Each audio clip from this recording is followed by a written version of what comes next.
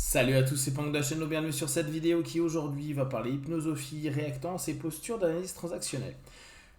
En ce moment, j'imagine que vous êtes comme moi, quand vous allumez votre Facebook, vous avez des threads qui parlent de masques, avec ceux qui sont pour, ceux qui sont contre. Ce qui est intéressant, c'est de voir à quel point on peut avoir une réactance, c'est-à-dire un rejet d'une loi, d'une orientation, d'une censure, à un moment donné, et réagir en posture d'ado. Alors, bien sûr, comme je vous le disais la dernière fois, en analyse transactionnelle, il n'y a pas la posture d'adolescent, et on pourrait retrouver sur la posture d'enfant rebelle. Pensez bien, un enfant rebelle en analyse transactionnelle est automatiquement un enfant adapté. Tu ne peux être rebelle qu'à partir du moment où tu es adapté à un système. Sinon, tu seras un enfant libre. C'est-à-dire que d'une manière ou d'une autre, tu n'as même pas besoin de revendiquer ta liberté parce que tu sais qu'intrinsèquement, tu es libre. À partir du moment où tu commences à te rebeller par rapport à un élément que tu estimes injuste, à ce moment-là, ça veut dire que tu avais adhéré à un système, volontairement ou pas. Et là, on revient sur l'effet mouton.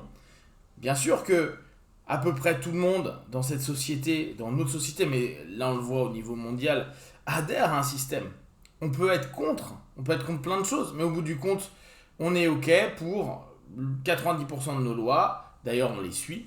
On est OK pour la façon dont c'est gouverné, même si ça va gueuler.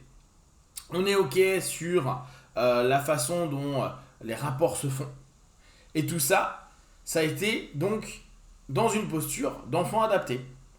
Émotionnellement, parce que l'enfant est beaucoup basé sur les émotions, émotionnellement, je suis OK avec ça. Sauf qu'à un moment, on contrarie mon émotion. Donc l'adaptation que j'avais et le fait de dire OK, même si c'est un OK moins plutôt qu'un OK plus, va faire que je vais switcher et je vais dire non OK. Allez vous faire foutre. Vous êtes tous des bâtards, etc. On va à ce moment-là s'opposer et avoir la sensation de se dire bah moi je suis rebelle. Je ne suis pas comme tous ces moutons. Donc on a ce besoin de se dire moi je suis pas un mouton. Et on en a déjà parlé sur une vidéo précédente. Et paradoxalement, si on reprend vraiment la logique de l'analyse transactionnelle, bah si, tu es un mouton. Tu es un mouton qui à ce moment-là se rebelle, mais parce que en fait, tu es hyper touché par le fait d'avoir été pour toi trahi ou peut-être dans le futur être encore plus trahi, que ça ne répond plus à certaines convictions auxquelles tu adhérais. Si d'entrée tu avais été quelqu'un de libre, que ce soit cette gouvernance ou une autre, que ce soit ce mode de vie ou une autre, vu que toi tu vis en fonction de tes envies, au gré de tes pulsions, entre guillemets, j'exagère un peu, mais si on prend la notion d'analyse transactionnelle, on va être beaucoup sur le pulsionnel pour l'enfant libre. C'est-à-dire que tu as une émotion, tu la suis et tu vis ce que tu as à vivre, en faisant donc très peu attention à tout ce qui est règles, qu'elles soient sociales, qu'elles soient législatives, les lois, qu'elles soient morales, etc. Tu vis ta vie à un moment donné. Bah, tu te rebelles jamais. Parce qu'au bout du compte, il y a à aucun moment eu une prise sur toi. Donc, actuellement, ce qui est très intéressant, c'est de se dire, tiens, en externe, on a quoi? On a beaucoup de réactance de beaucoup de personnes et ça emmène à de la violence verbale, ça emmène à de la violence physique, ça emmène même à des morts d'ailleurs. Et il y a là-dedans une question à se poser sur nous-mêmes, à se dire, tiens, pourquoi j'ai besoin de me mettre dans cette posture d'enfant? En somme, pourquoi je suis en train de plonger pleinement dans mes émotions plutôt qu'avoir un rapport avec mes trois centres, si on prend notre triptyque habituel, mental, émotionnel, physique, et se perdre dans l'émotionnel. Ce qui est d'ailleurs très intéressant, c'est qu'énormément de personnes qui se perdent pleinement dans l'émotionnel vont tenter de rattacher avec un centre mental, avec certains discours, certaines lectures qu'ils ont eues. Mais c'est absolument pas neutre, étant donné que, on en a parlé aussi il y a quelques jours, c'est complètement biaisé, étant donné que tu vas dans un biais de validation, un biais de confirmation de ce que tu as envie de percevoir et ce que ton émotion va t'emmener à percevoir. À partir du moment où on commence à être drivé par les émotions, il y a toujours un risque de ne plus être du tout objectif par rapport à quoi que ce soit. On le sait très bien. Quelqu'un qui est profondément en colère, quelqu'un qui est profondément triste, quelqu'un qui a profondément peur, va pas être du tout aussi objectif qu'une personne qui arrive à, bien sûr, avoir de la colère, avoir de la peur ou autre, mais arrive à avoir un équilibre, même s'il est assez précaire. Et à ce moment-là, on se retrouve dans une action qui va être hyper disproportionnée par rapport à l'émotion, parce que derrière, il y a beaucoup de peur. Actuellement, c'est ce qu'on voit, il y a beaucoup de peur. Il y a de la frustration, de la colère liée à tout ce qui vient de se passer les mois précédents. Cette émotion, elle peut pousser à quelque chose, et on l'avait vu d'ailleurs beaucoup avec le mouvement des Gilets jaunes, qui était super intéressant d'un point de vue pulsionnel, émotionnel et enfant rebelle. Et souvenez-vous, un des points qui a été très critiqué à l'époque, c'était de dire, les gars, vous ne structurez pas.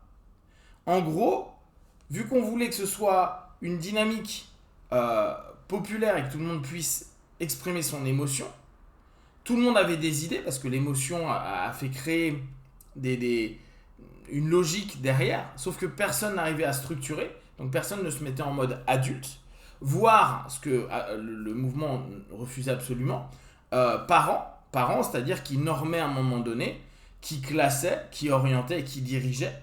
Et d'ailleurs, ça s'est fait spontanément avec certaines personnes qu'on a mis en tant que leaders, qui elles-mêmes n'avaient pas forcément décidé cette posture, parce que prendre une posture adulte ou une posture parent, c'est hyper responsabilisant, alors que la posture enfant rebelle ou enfant adapté, je parle pas de l'enfant libre, parce que l'enfant libre, il s'en bat les couilles complètement de tout ça, il n'est pas dans un mode de responsabilité. Il est dans un mode où il laisse structurer ou déstructurer, ça dépend si tu es adapté ou plutôt rebelle, certaines émotions à l'intérieur et puis il les exprime. Dès qu'on va commencer à dire aux gens, ok, c'est pas grave, ramenez-vous sur vos 3 centres, il y a de l'émotion et c'est normal qu'il y ait, mais il ne faut pas qu'elle lie tout, il ne faut pas qu'il y ait le mental qui lie tout, parce que sinon elle peut aussi zapper les émotions. Il ne faut pas que ce soit aussi les sensations, les feelings par rapport à ce qui est en train de se passer qui lie tout. À ce moment-là, on rentre dans cette posture d'adulte qui est basée vraiment sur une notion plus objective possible, le plus neutre possible, le plus ordinateur, comme disait Berne à ce moment-là, où il va prendre en compte les différents éléments sans se faire écraser par ces éléments-là pour tenter d'obtenir des réponses. Alors après, on sait que bien sûr, si nous on tente de se mettre en posture adulte, c'est hyper facile de se faire inviter à retourner en posture d'enfant ou à se faire inviter à devenir parent. Et souvent, il va y avoir les personnes qui vont faire des leçons aux autres, qui vont se retrouver à être des parents normatifs, alors qu'à la base, eux, ils voulaient juste partager en tant qu'adultes, mais on les a tellement attaqués qu'ils vont changer leur discours et dire « Bande de petits cons, vous n'avez rien compris, la vie c'est comme ça !» Et à partir de là, on bouge de posture, on perd toute objectivité, on redevient plus ou moins axé sur des règles, des lois, des normes, etc., en mode parent normatif. Et d'ailleurs, la discussion est quasiment morte et on n'évolue pas des masses. Ce que je vous invite à voir, c'est actuellement avec tout ce que vous voyez justement sur cette réactance, sur l'enfant rebelle, sur les postures qu'on peut prendre en tant que parent, etc., de voir à quel point où vous vous situez.